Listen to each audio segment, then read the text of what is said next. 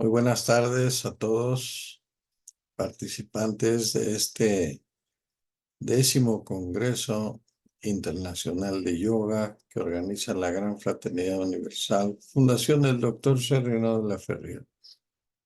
Yo soy el doctor Arturo Álvarez Bravo de México, miembro de la Gran Fraternidad Universal desde hace varios años, y vamos a presentar ahora ante ustedes, continuando con el programa que ha organizado el Consejo Supremo, precisamente en seguimiento a los pasos del yoga, que son 8 pasos. Vamos a revisar ahora el tercero, el cuarto y el quinto paso. Es decir, las asanas, que es el tercero, el pranayama, control respiratorio, que es el cuarto, y el quinto, pratyahara, control de las percepciones sensoriales, orgánicas y emocionales. Así que vamos a presentarles a ustedes una serie de diapositivas para apoyarnos en esta conversación. Vamos a compartir la pantalla.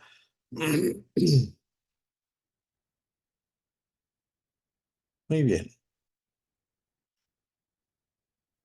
Aquí tenemos la primera imagen. Aquí tenemos el logo de la Gran Fraternidad Universal.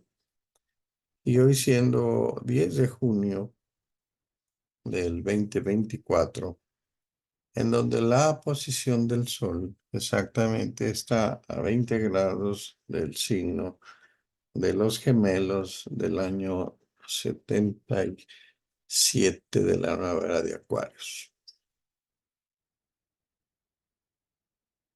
Asanas, pranayama y pratyahara, y todos los textos que estamos presentando están tomados del libro Yuk Yoga Yogismo de nuestro maestro, nuestro gurú, el Mahatma Chandra-Bala, Dr. Serrano de la Ferrier, fundador de esta magna institución cultural mundial, Gran Fraternidad Universal.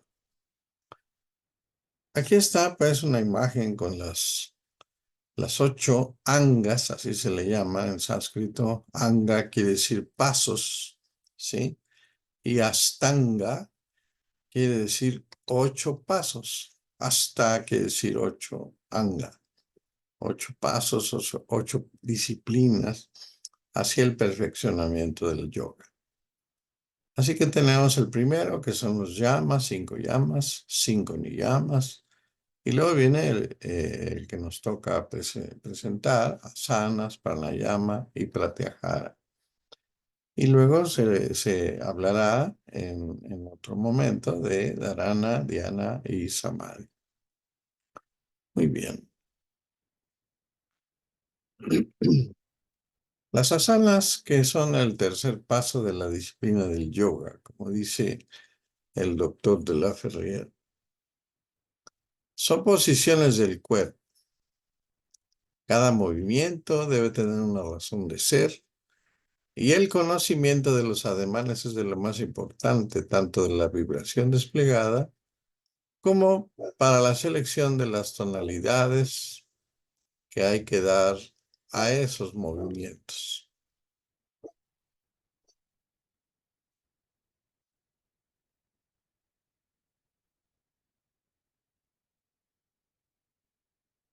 Se ha dicho que el hombre adopta 84,000 posiciones diferentes, y de ellas la ciencia yoga ha escogido las más importantes, que debido a ellas el cuerpo puede ejercer en el control biológico y en el psicológico grandes posibilidades de evolución. Un segundo.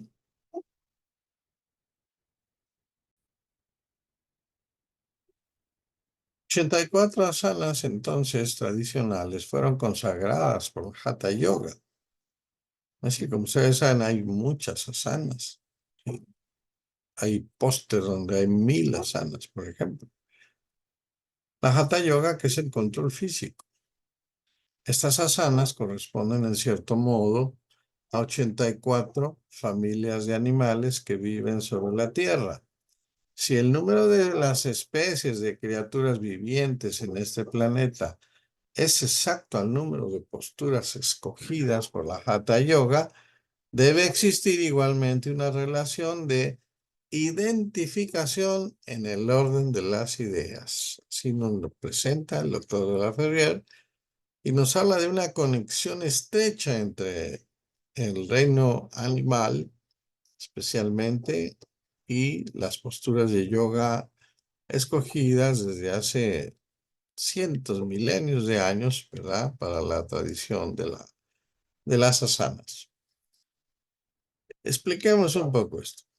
El yoga tradicional, y de acuerdo a uno de sus libros clásicos fundamentales, que es el Heranda Samhita, se basa en 84 asanas o posturas basadas en su mayoría en las 84,000 especies de animales que hay sobre el planeta, como ya mencionamos, y similarmente a como otras disciplinas, como lo hace el Kung Fu, que es el yoga de los chinos, e igualmente las vestiduras mayas o aztecas, o incluso en los top 10 de Norteamérica. Y ahora que tenemos el planeta Urano en Tauro, podemos decir igualmente que Urano, que es el regente de Acuario, hay una relación muy interesante con la yoga y el número 84, porque precisamente Mercurio y Saturno, sí, y Urano son los que rigen la nueva era del Aquarius, y Urano tarda exactamente 84 años en su movimiento de traslación alrededor del Sol, es decir, 7 veces 12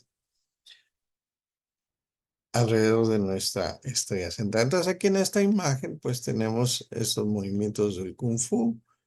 Ustedes han visto algunas películas y tenemos imágenes que tienen que ver con el tigre, con la grulla, ¿sí? Con el mono, con la serpiente, con el dragón, ¿sí? Etcétera. Así que, así como el Kung Fu tomó de los animales ciertos movimientos de defensa, ¿sí? Así también el Hatha Yoga de las 84,000, ¿sí?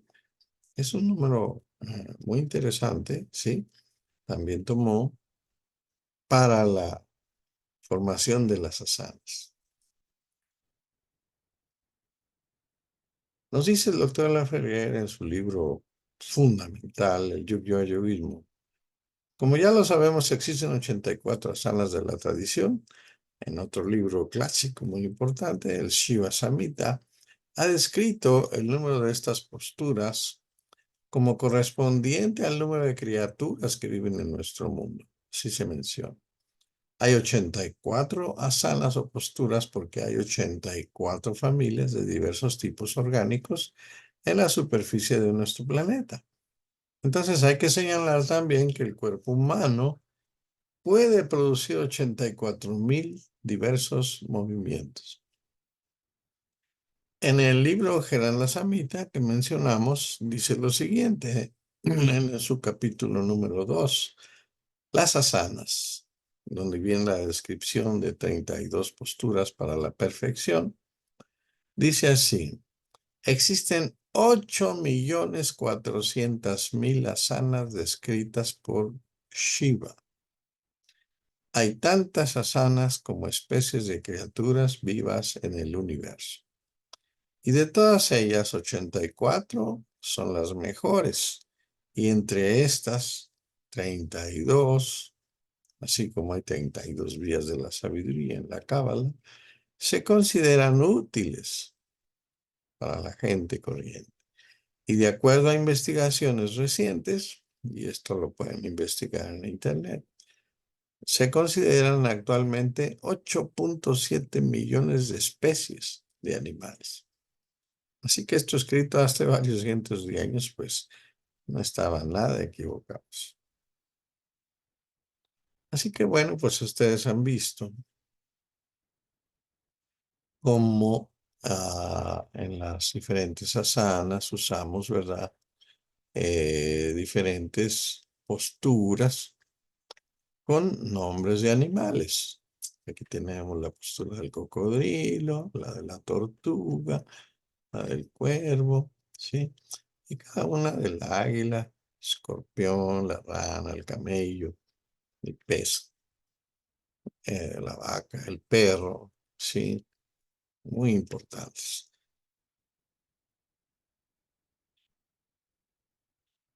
La práctica de la Hatha Yoga consta, repetimos, de 84 posiciones de acuerdo con los 84 tipos de criaturas vivientes sobre la Tierra. Y el objeto de estas posiciones, fíjense bien, captar las vibraciones, especialmente estudiadas a través de las edades por los grandes seres, los grandes rishis, los grandes gurús, ¿sí?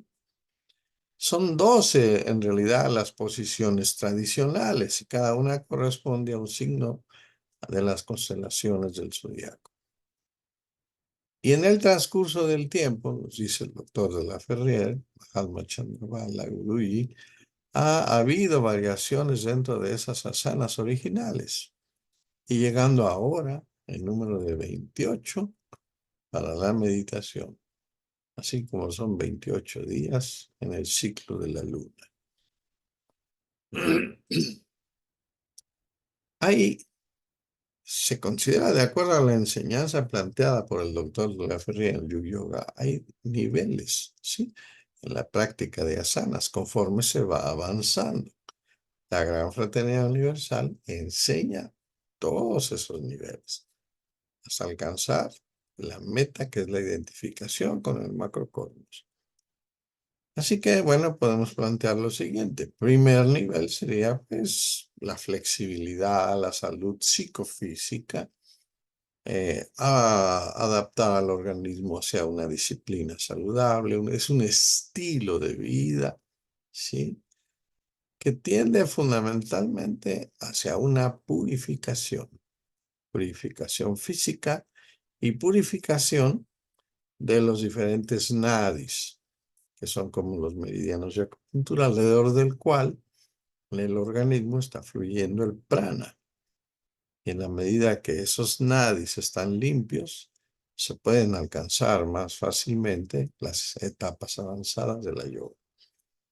Así que, por otro lado también, en este primer nivel, pues tenemos resultados gracias al balance entre el sistema nervioso central, ¿sí? Y el sistema endocrino, las hormonas. En este primer nivel, pues se practican las asanas básicas y ya poco a poco se van practicando las 84 asanas que acabamos de mencionar.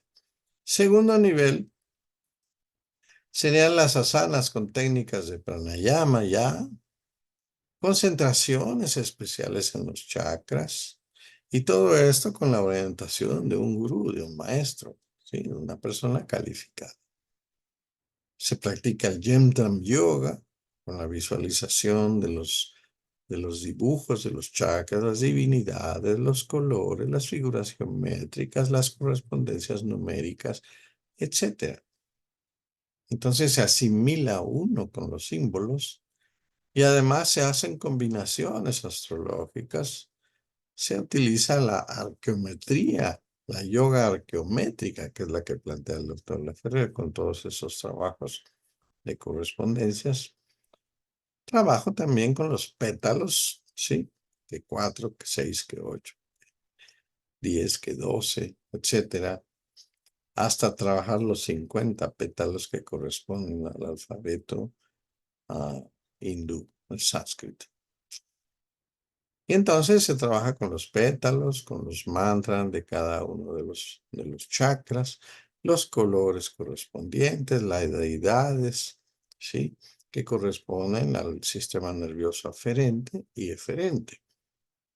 Las bandas especiales, las grillas y también las horas indicadas por las horas planetarias y los tattvas, ¿sí? Que menciona el maestro de la Ferrier para los alumnos más avanzados y que ya llevan todas las disciplinas. Y el tercer punto sería organizar las asanas, pero ya a un nivel totalmente personal. ¿Cuáles son las asanas que a mí personalmente me van a asistir para lograr los objetivos de perfeccionamiento espiritual?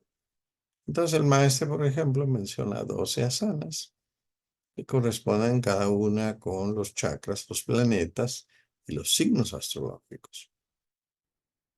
La meditación profunda, que es la meta de hacer asanas. Las asanas son para lograr un dominio de la mente y del cuerpo, que podamos estar todo el tiempo que queramos en profunda meditación, que la mente no se altere. Y bueno, es fundamental la devoción, la bhakti, la identificación, como dice el doctor Laferrier, con el gurú, con el sadguru, ¿sí? La identificación con el macrocosmos, el universo, la naturaleza, con la gracia divina.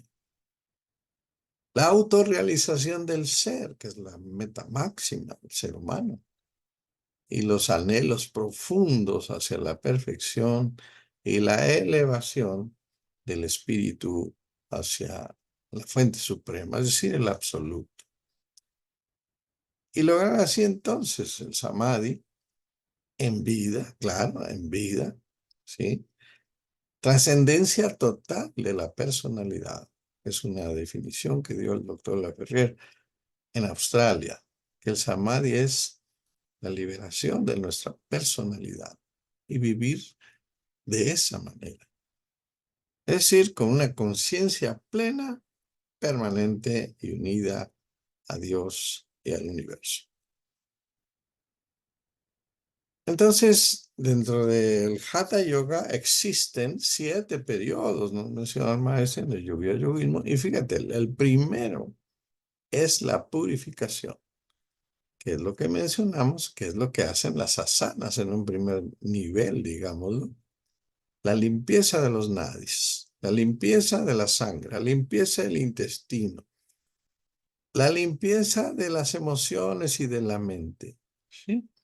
Para que podamos lograr samadhi, lo podemos lograr una meditación profunda.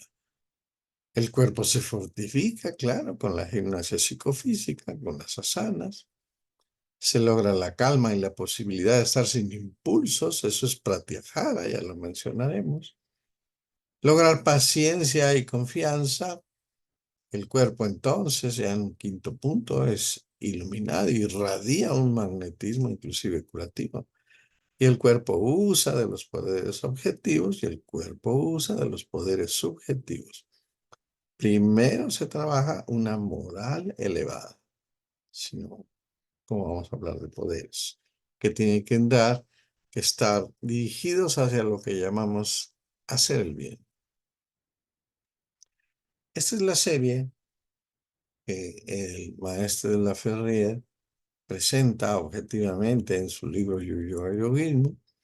Son 21 ejercicios, con el saludo de Pax, de inicio y de cierre, pues son 22 realmente los ejercicios que él presenta en el Yoga Yogismo.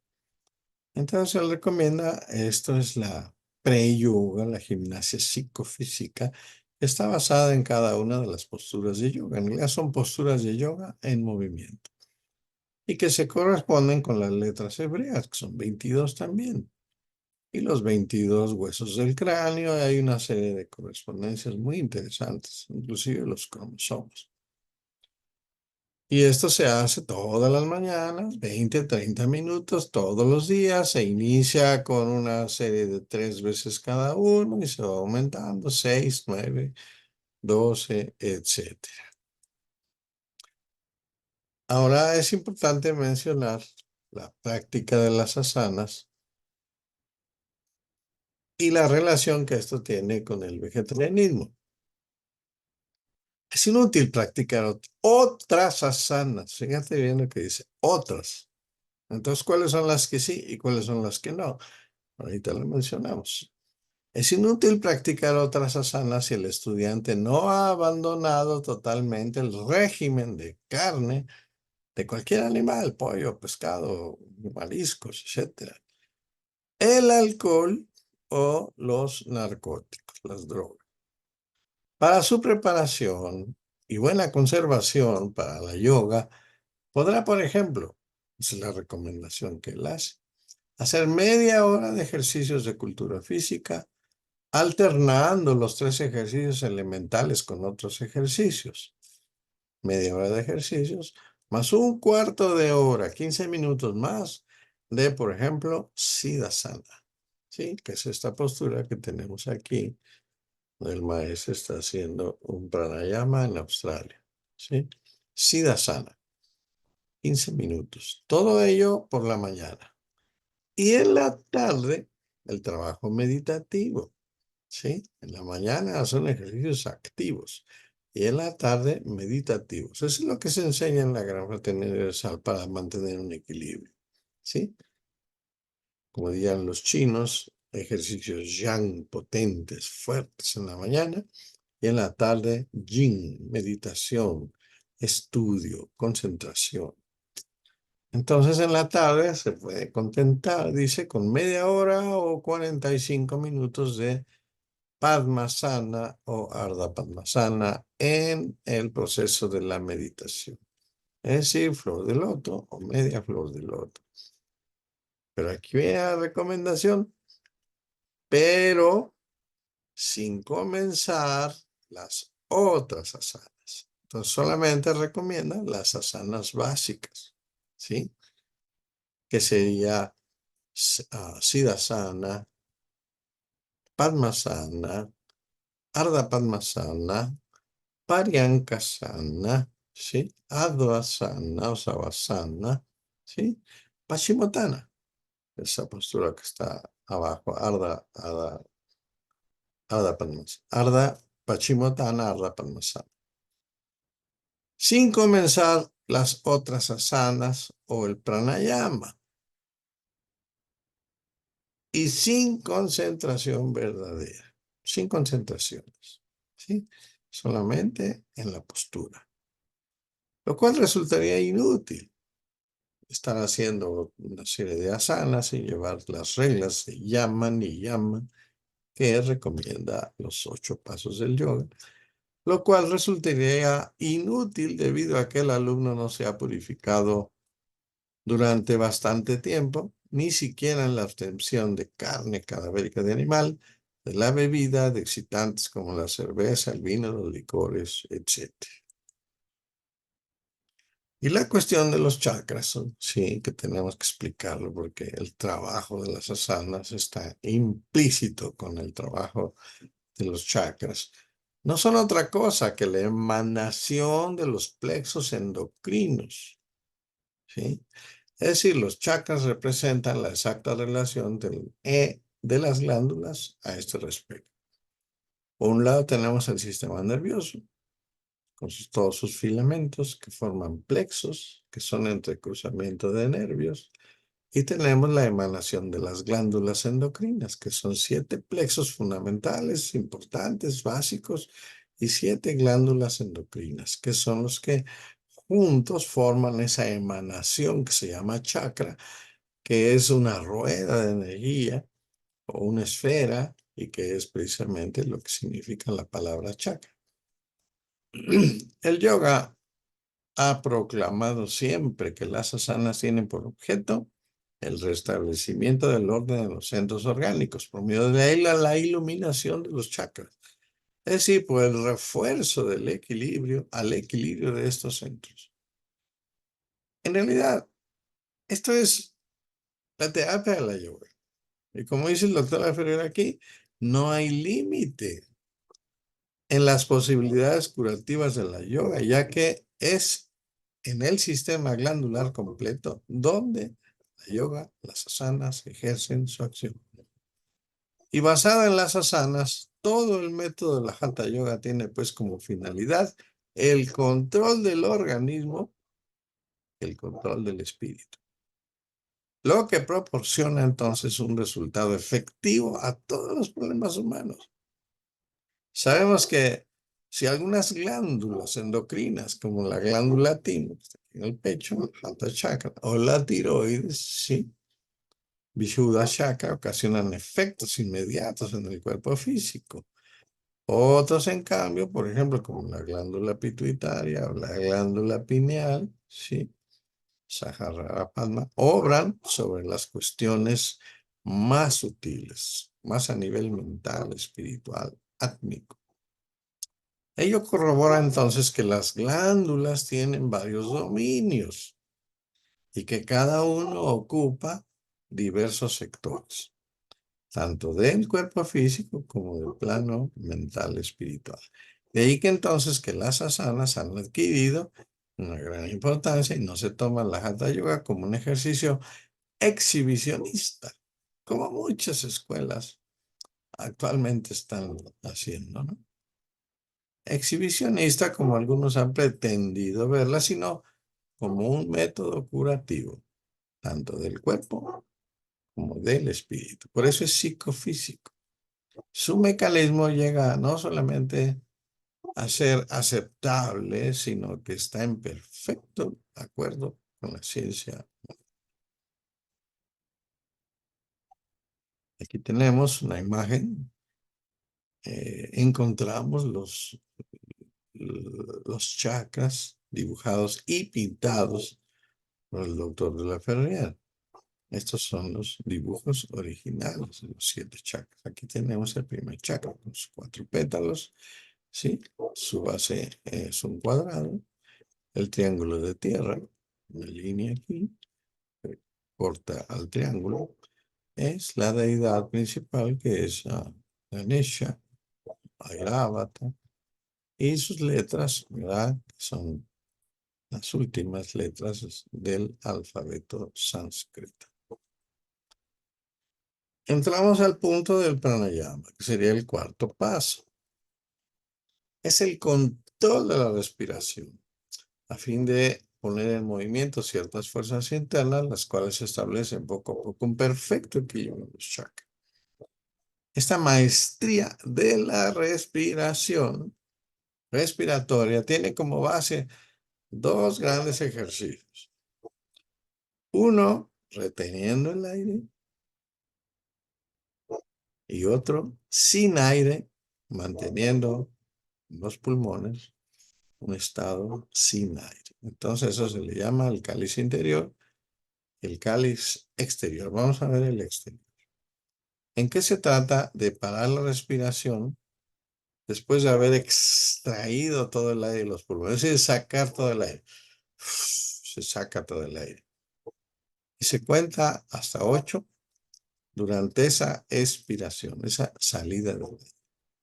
Y luego te detienes a contar mentalmente hasta 16. Claro, esto se hace después de tiempo de práctica y con buenas orientaciones del guía correcto. Y luego cuentas en número 4, 4 tiempos, ¿sí? Para aspirar de nuevo el aire. Entonces son 4 tiempos para inhalar, luego sacas el aire, 16 retener sin aire y luego 8 tiempos para exhalar. Entonces, recapitulamos. El cáliz exterior, ¿sí? Para la respiración después de haber extraído todo el aire de los pulmones, ¿sí? Es decir, es sin aire. 4 inhalar, 16 tiempos, retener sin aire y 8 para exhalar. El cáliz interior es con aire adentro. Entonces el cáliz es el ejercicio de parar la respiración después de haber aspirado. La aspiración se hace pensando en 4 sílabas y se para durante 16 y se expira contando hasta 8. Entonces son 4 para inhalar, 16 reteniendo el aire en los pulmones y 8 para exhalar. Esa es la cuestión. Cáliz exterior sin aire, cáliz interior con aire. Los ejercicios de control de la respiración son numerosos, pero siempre peligrosos en la ejecución sin la conducción de una persona enterada. No solamente la cadencia no acostumbrada de la respiración puede producir desórdenes orgánicos, sino aún la concentración en los puntos sutiles, los chakras, expone siempre al principiante a complicaciones mentales si no lleva la disciplina completa. Mis discípulos, dice el maestro Laferrier, han practicado siempre, ahí están los tiempos que él recomienda, durante 3 meses, cuando menos, hacer los ejercicios de la psicofísica, ejercicios corrientes de cultura física antes de abordar cualquier ritmo respiratorio, aun tratándose de respiraciones muy elementales, muy básicas. 3 meses de gimnasia antes de empezar pranayamas muy básicos. Yo le pido a los estudiantes 6 meses de trabajo preparatorio para empezar, para principiar verdaderamente las asanas con un trabajo de planificación. Es decir, asanas con planificación, que es lo que habíamos mencionado anteriormente. Y nunca autorizo a los adeptos a principiar con el pranayama completo sin cumplir un año de práctica de yoga. Esas son las recomendaciones. Así que 1 año, 3 meses, ¿sí? Es lo que el maestro recomienda para iniciar las prácticas de pranayama. Todas las cosas son un compuesto de Akash y de prana. Akash, que es el cuerpo grosero, sutil, así se le llama, y el prana es el cuerpo sutil. El compuesto material y la fuerza creativa, creadora. El uno negativo y el otro positivo. Amalgama de célula visible que forma una materia cualquiera. Eso es el Akash. Y la esencia vital, prana. Es decir, lo físico y el espíritu. Nos habla de otra técnica sencilla, esa es la más básica, que es la respiración rítmica. Recuerden, después de 1 año. Y se hace de la siguiente manera. 1, sentándose recto, pero sin rigidez, con una vértebra en línea, lo más vertical posible, el mentón un poco recogido y los hombros ligeramente hacia atrás. Las manos puestas simplemente sobre las piernas. Número 2, hay que principiar entonces a inhalar lentamente contando hasta 6. Sin esfuerzo y según sus propias posibilidades. Nunca hay que esforzarse. Reteniendo el aire en los pulmones contando hasta 3 con el aire retenido. Y después exhalas lentamente el aire por la nariz siempre contando hasta 6 para enseguida volver a contar hasta 3 con los pulmones vacíos. Retención. Así que la fórmula es 6 tiempos para inhalar por 3 tiempos para retener el aire inhalado, 6 tiempos para sacar el aire y 3 tiempos más para sostenerse sin aire. Y luego volver a inhalar 6 tiempos, así sucesivamente. Esta es la respiración rítmica que recomienda el maestro a los que ya están autorizados para hacer su pranayama. El kumbhaka, que es, así se llama la retención, ¿sí? Del aire, ya habituado, se puede aumentar poco a poco, dice el maestro de la Ferrier, en relación a la retención. 3 tiempos, decíamos, con retención del aire, luego podemos aumentar a 4, a 5, a 7 tiempos y llegar después de un periodo de algunos años de prácticas de pranayama, sí, llegar hasta 70 tiempos de retención del aire, kumbhaka.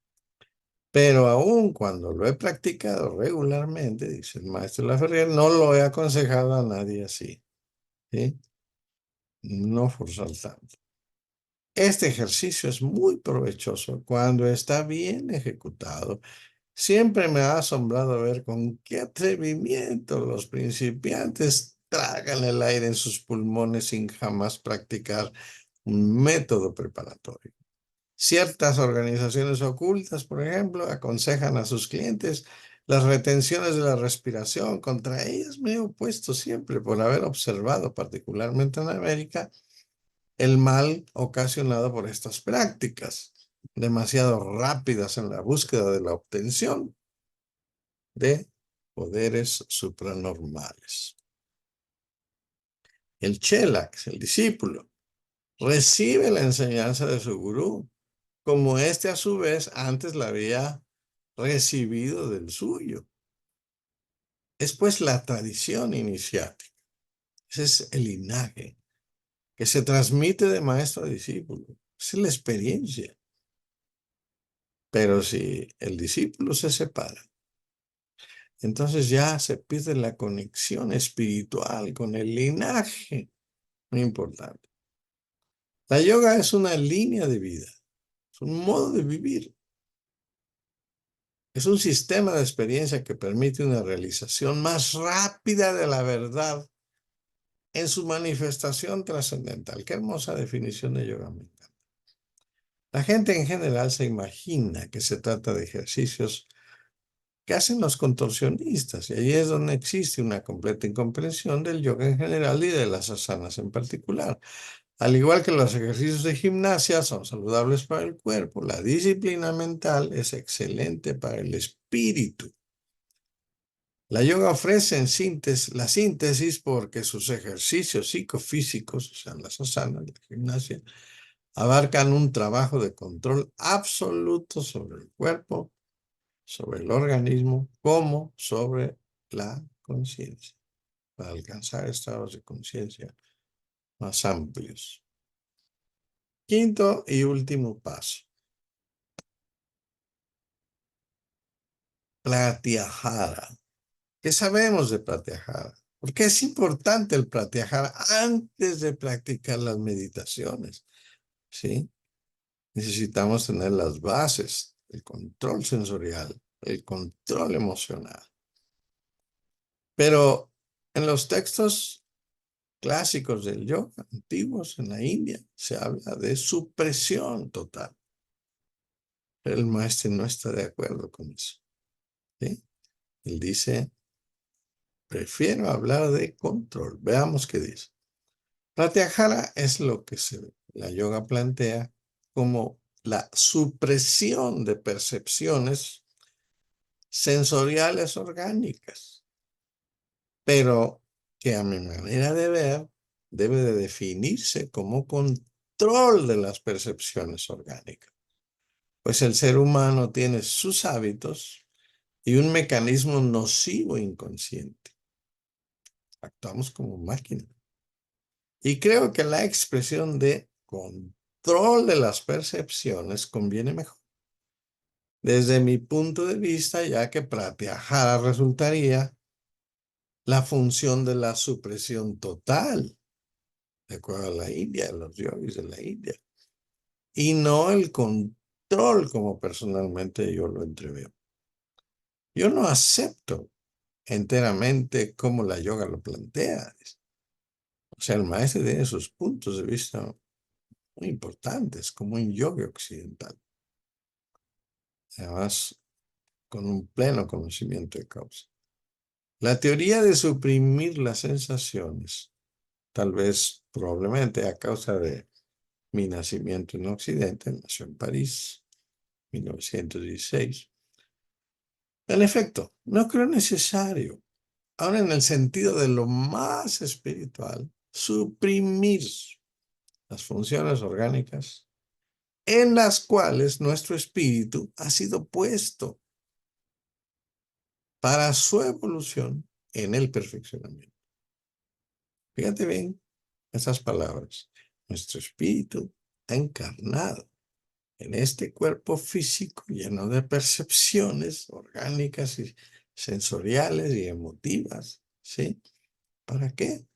¿Venimos para experimentarlas o venimos para suprimirlas? Dice, no, yo no creo, dice, ¿sí? Esas funciones orgánicas en las cuales nuestro espíritu ha sido puesto para su evolución en el perfeccionamiento. Como decía Tela de Chardin, ¿sí? Somos energía, espíritu que está viviendo experiencias materiales, ¿sí? Temporalmente. La yoga tradicional pide la ausencia completa, ¿te fijas? De emociones y hasta de las sensaciones mismas. En cambio, sean mis principios reformadores, y es por esto, en efecto, que he empleado la palabra yoguismo, y así le puso a su libro, ¿verdad? Yoguismo, una tesis de psicología. Yo considero más aceptable y más equilibrado adoptar los ejercicios de control de los sentidos, de una maestría de los sentidos. No concibo bien cómo se puede venir a esta existencia física a estar obligado a matar la existencia física, en el sentido de las percepciones, a matar, de comillas, los sentidos o aún aceptar mortificaciones grotescas, lo cual no es difícil reconocer. No tengo tiempo de hablar de lo que concierne a la flagelación u otras mortificaciones empleadas por algunos místicos, a los cuales estoy tentado a llamar más bien míticos. Nada de místicos, son míticos. Tienen una serie de ideas erróneas en la cabeza, ¿sí? El sadismo, por ejemplo, de la Inquisición es demasiado conocido para que yo haga comentarios. Y además Gunt, que fue el primer fundador de un laboratorio para la experiencia psicológica, ya ha definido muy bien la cuestión mental en este género de sufrimientos corporales. Entonces hay una diferencia entre suprimir y controlar, y me pregunto si los grandes maestros de la antigüedad no han querido realmente insinuar más bien la maestría de los sentidos y de las emociones, tener un control, una llave maestra, una llave que regule. Tú quieres abrir, tú quieres cerrar, tú quieres moderar, ¿sí? Pero tú tienes el control. No es una cuestión mecánica, instintiva, ¿sí? Es un dominio del espíritu sobre el cuerpo, las reacciones del cerebro inferior, ¿verdad? No se refieren más bien a la maestría de los sentidos y las emociones que a la ruptura radical de estas sensaciones. Sin embargo, dejo al cuidado y a la libertad de cada quien entenderlo como lo entienda. Sería en este mismo orden que había que proceder, pero como no se puede eliminar el interruptor, entonces ¿por qué suprimir las funciones? En cambio, es mucho más prudente operar como un conmutador de línea telefónica cuando no se desea recibir llamadas, ¿sí? Se desenchufa, listo. Y es así ciertamente en el sentido de control y no con la idea de supresión que los gurús han definido, han querido definir a patejada. Y por otra parte, ¿cómo explicarle al estudiante, ¿sí? La necesidad de una abstinencia cuando no hay motivo para exigirla? Y es más correcto presentarla como un trabajo de transmutación. No hay motivo para exigirla, ¿sí? El cielo y el infierno son conceptos, son procesos mentales. No habiendo recompensa, no hay paraíso en el yoga, ¿sí? Poco infierno. No habiendo recompensa en yoga, tampoco existe ninguna razón para las supresiones o las privaciones. ¿Cómo explicarlas entonces? Por lo tanto, mediante mi planteamiento de transformación, transmutación o de maestría de las sensaciones, doy a entender un objetivo más noble, una aspiración más sana, una obtención de un ideal más bello y más estable. En tal caso, naturalmente el discípulo sabe la razón de su sacrificio. Él ve el porqué de una maestría. ¿Cuál es la razón? Un dominio de sí mismo, de un control de sus instintos y aún la necesidad de dominar la pena, la alegría, el dolor o el goce. Control, dominio. La supresión, tal como la dejan entender ciertas vulgarizaciones de la teoría de la yoga, consistiría en terminar con las percepciones sensoriales orgánicas y con la sensación de todas las apreciaciones. Yo prefiero enseñar a controlar sus emociones a fin de no canalizar definitivamente el pensamiento de los demás, ni imponer una dictadura espiritual y decir, no vas a irte al cielo si no suprimes. No, no es por ahí. Y dejar libre al estudiante. Después de algún tiempo de control, por ejemplo, y que regrese a sus percepciones sensoriales si él lo desea. Da libertad total, pero hay que vivir la experiencia. Ya terminando nuestra conversación, diremos que dharana es el siguiente paso, que no vamos a hablar de eso. Para el perfeccionamiento del individuo es el sexto elemento, pero pasar directamente a la meditación, ignorando todas estas cosas de abstinencias, de asanas, de posturas, de niyama, reglas de vida, control respiratorio, pranayama, la maestría de las sensaciones, sería algo así como estudiantes de ocultismo fácil que hablan de Raja Yoga, sin haber estudiado nunca las primeras lecciones de la Hatha Yoga, como si pudiera pasarse a la universidad antes de entrar a la escuela primaria. Un programa existe para cada cosa. Es lo que enseña la Gran Fraternidad Universal y el sistema de yoga del maestro.